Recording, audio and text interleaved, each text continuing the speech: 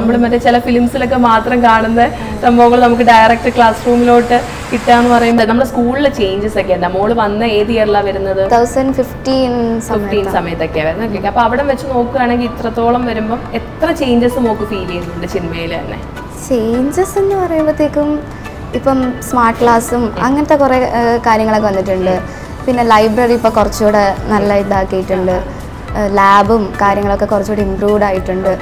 പിന്നെ ടീച്ചേഴ്സ് ഇപ്പോൾ പഠിപ്പിക്കുന്നതും വേറൊരു രീതിയിലാണ്. മറ്റേ സ്മാർട്ട് ക്ലാസ്സും അങ്ങനത്തെ എല്ലാം ഇൻവോൾവ് ചെയ്തിട്ട്.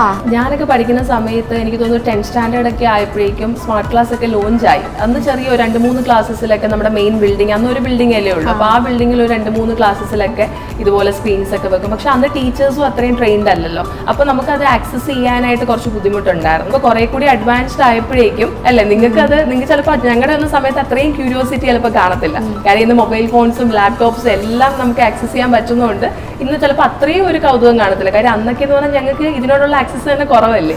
അപ്പോൾ ഈ സ്കൂളിൽ ക്ലാസ് റൂംസിൽ സ്ക്രീൻസ് എന്നൊക്കെ പറയുമ്പോൾ ഈ കമ്പ്യൂട്ടർ കൊണ്ട് പ്രൊജക്ടർ കൊണ്ട് വെക്കുന്നു എന്നൊക്കെ പറയുമ്പോൾ ഞങ്ങൾക്ക് അത് ഭയങ്കര സംഭവം. നമ്മൾ മറ്റേ ചില ഫിലിംസിലൊക്കെ മാത്രം കാണുന്ന സംഭവങ്ങൾ നമുക്ക് ഡയറക്റ്റ് ക്ലാസ് റൂമിലോട്ട് കിട്ടാന്ന് പറയുമ്പോൾ അതൊരു ഭയങ്കര ഒരു ക്യൂരിയോസിറ്റി ഫാക്ടർ ആയിരുന്നു. എനിക്കൊന്ന് ഇപ്പം നിങ്ങൾക്ക് അത്രയും ഒരു ക്യൂരിയോസിറ്റി ചിലപ്പം വരുന്നത്. നിങ്ങളിപ്പോൾ അതിനകത്തായി അല്ലേ? ഓൾമോസ്റ്റ് നിങ്ങൾ ആ ഒരു ഇതിനകത്തായി.